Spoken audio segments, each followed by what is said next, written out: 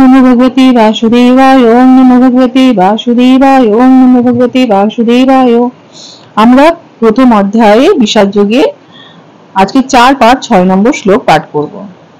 अत्र शूरा महेशाशा भीमार्जुन समायुधि युजुयुद्धान विराटश्च द्रुपदश्च महारथ धृष्टकेतुश्चेकितान काशीराजस्य वीर्यवान् पुरोजित् कुन्तीभोजश्च शैवश्च नरपुङ्गव युधामन्युश्च विक्रान्त उत्तमौजाश्च वीर्यवान् सौभद्रो দ্রৌপদেয়াশ্চ সর্বৈব মহারথা।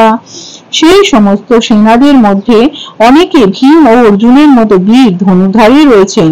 বলছে এই যে পাণ্ডবদের যে সৈন্যসজ্জা দর্শন করতে বললেন দুর্যোধন দ্রোণাচার্যকে, তো প্রথমে তো দেখালেন যে ওনার শত্রুপক্ষে রয়েছে ওনার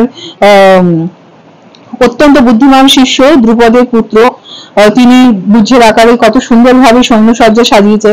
তারপরে দেখাচ্ছেন সেই সমস্ত সেনাদের মধ্যে অনেকে রয়েছেন ভীম ও অর্জুনের মতো কি বীর ধনুর্ধর।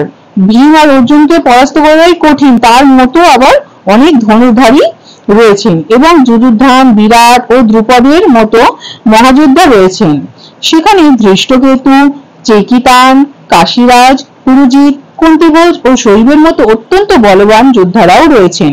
বলছে এরা এক একজন মানে মহারথী, একদম এরা বলবান, অত্যন্ত বলবান যোদ্ধা।